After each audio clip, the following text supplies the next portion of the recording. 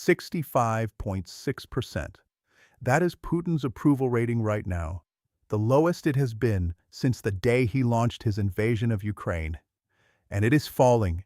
Every week, for 7 consecutive weeks, that number has dropped. 65.6%. In a country where telling a pollster the truth about your leader can get you arrested, that number almost certainly understates the reality. Something is cracking inside Russia.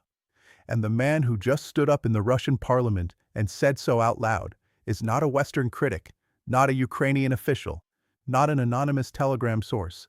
He is the leader of Russia's own Communist Party, one of the most prominent political figures in the country, warning in front of the entire lower house of parliament that a revolution is coming.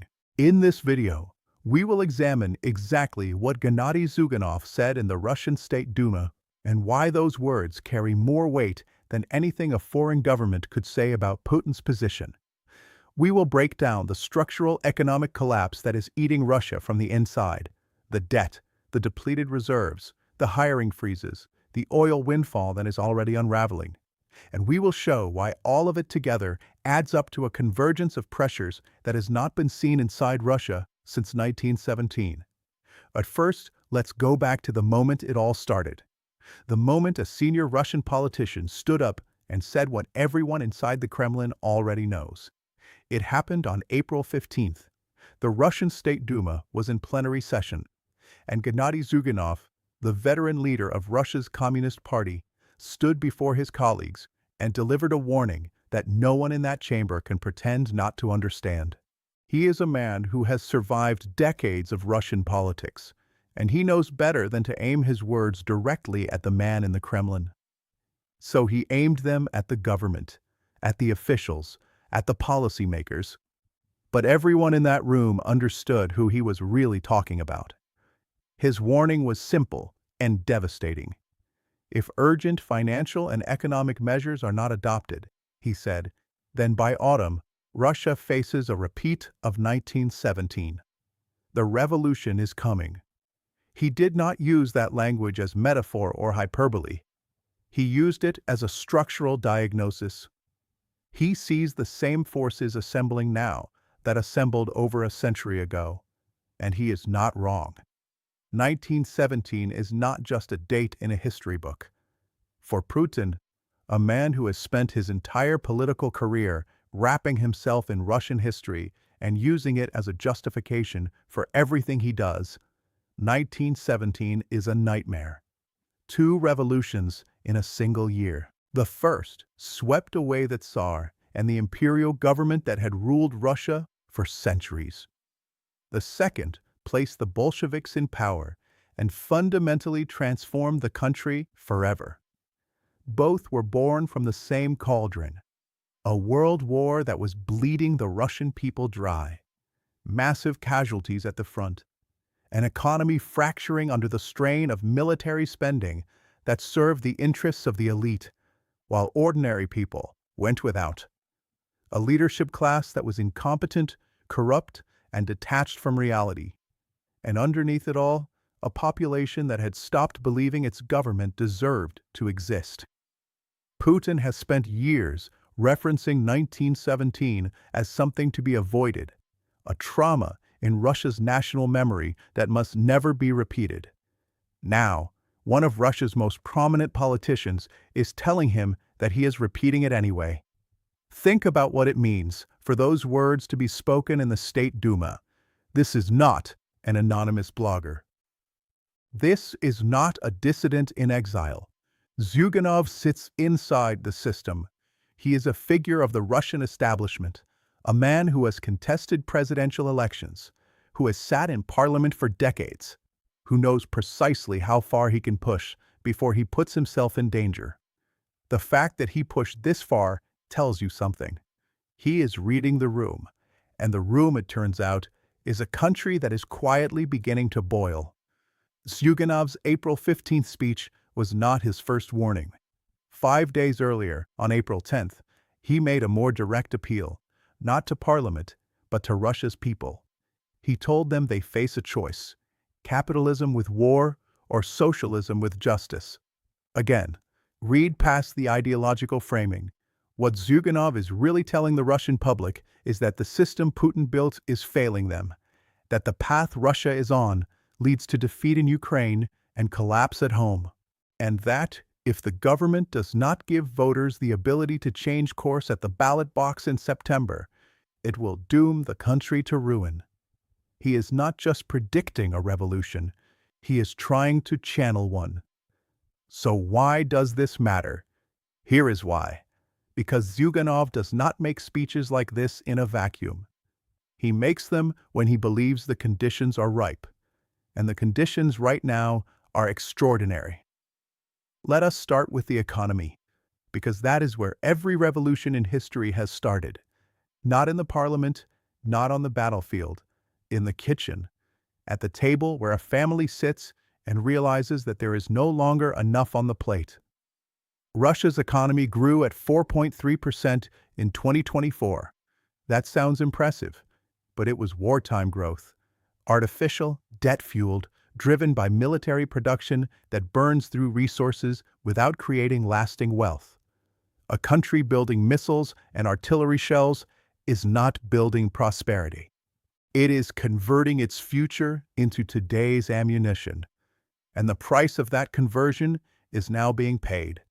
In 2025, GDP growth collapsed to 1%. Below projections, below expectations.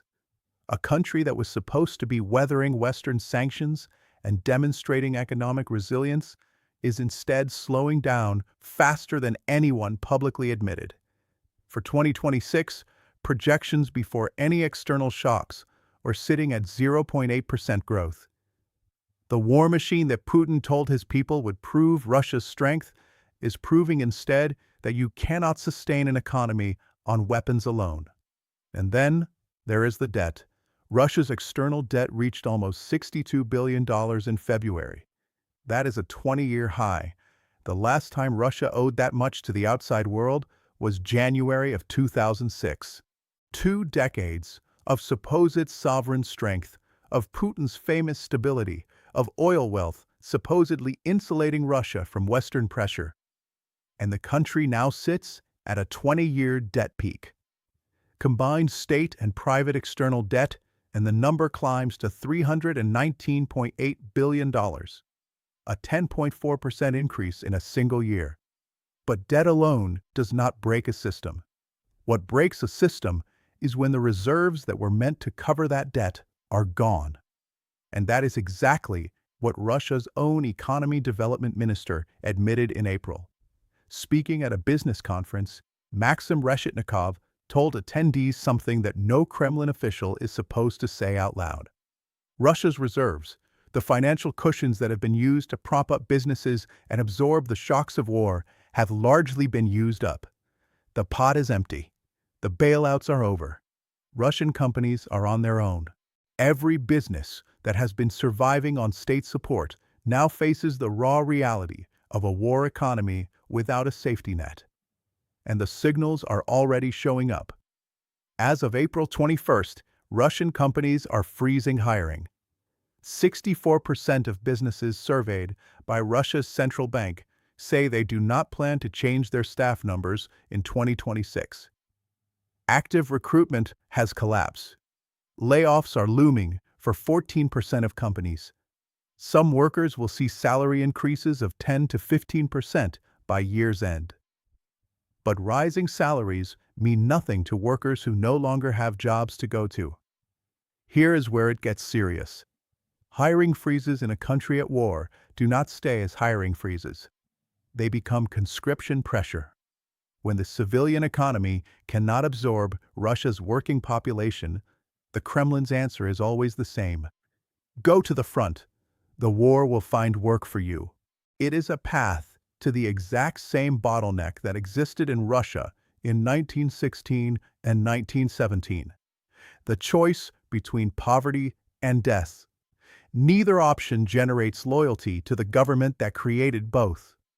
And Putin's response to all of this, on April 15th, the same day Zyuganov was warning Parliament about revolution, Putin was in a room with Russia's top economic officials, scolding them, telling them the contraction was unacceptable, demanding that something be done.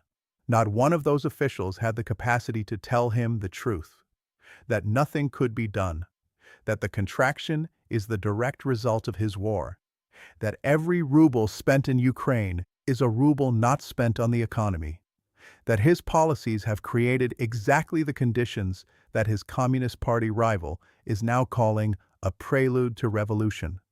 They sat and listened and said nothing useful, because in Putin's Russia, useful truths are dangerous things. Putin's delusion about his own role in Russia's crisis was crystallized in December of 2025. When pressed about the economic slowdown, he called it, and this is worth pausing on, a price paid for maintaining the quality of the economy and macroeconomic indicators.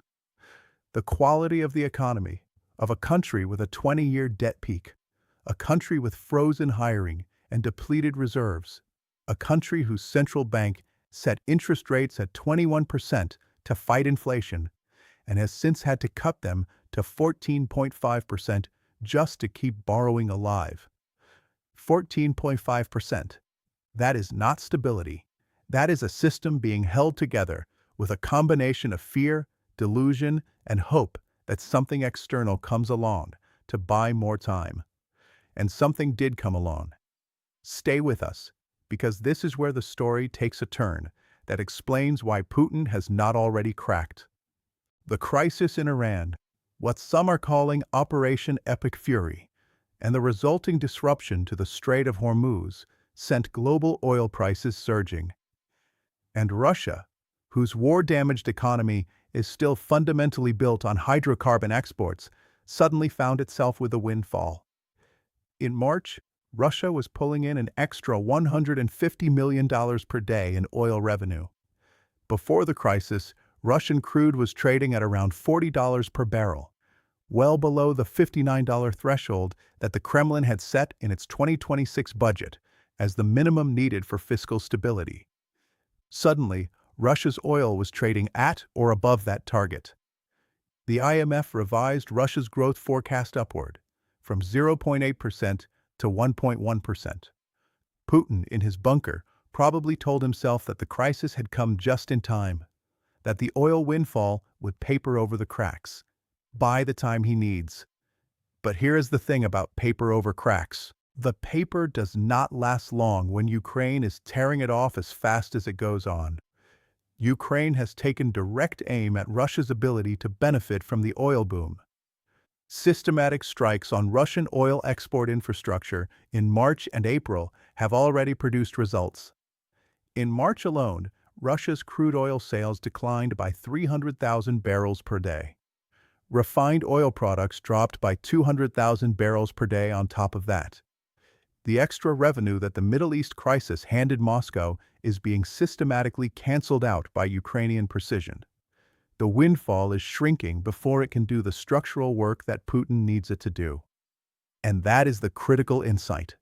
Even in the best-case scenario, even if oil prices stay elevated, even if the strikes pause, even if Russian exports recover, the money coming in is plugging a hole in the hull while the ship continues to take on water below the waterline. The structural damage is real. The debt is at a 20-year high. The businesses are freezing and the workers are watching. An oil windfall does not fix any of those things. It delays the reckoning. It does not cancel it. So we return to 1917, because Zyuganov is not comparing the situations abstractly. He is telling anyone willing to listen that the architecture of collapse is already in place. A long, costly war with no end in sight. An economy that is deteriorating beneath the surface of state-managed optimism. A leadership class that cannot or will not admit what is happening. And a population that is beginning, quietly, carefully, terrified of the consequences, to tell pollsters that they no longer fully support the man who put them here.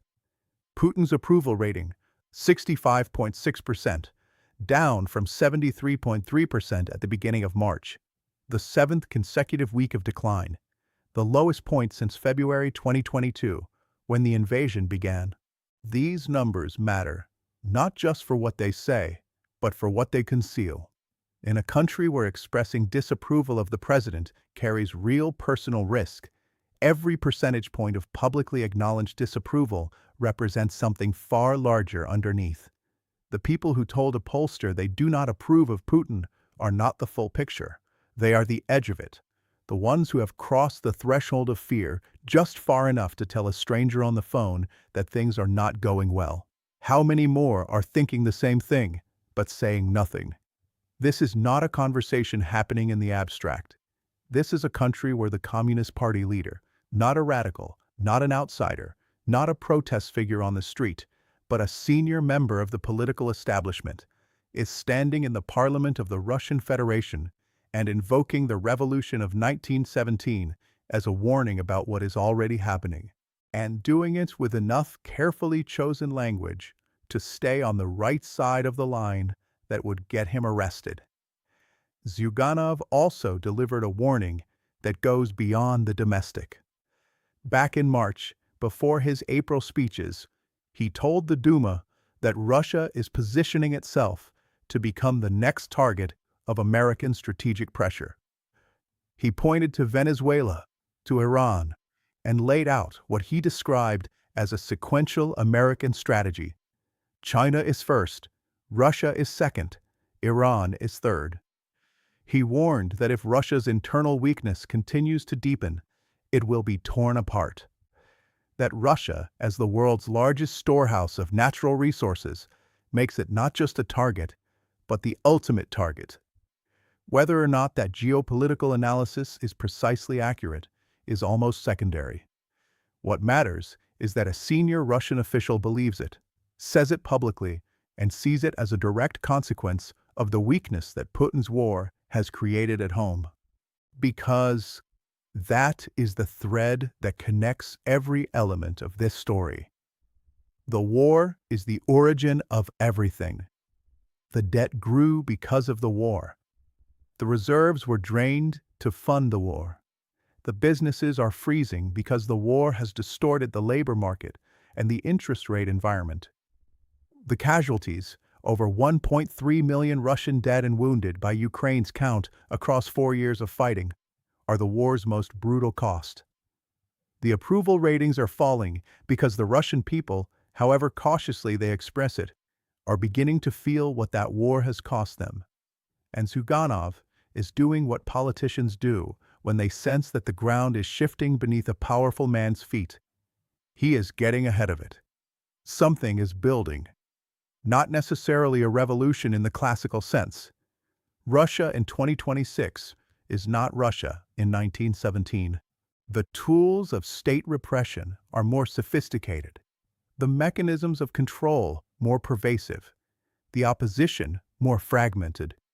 A mass uprising overthrowing the government is not guaranteed.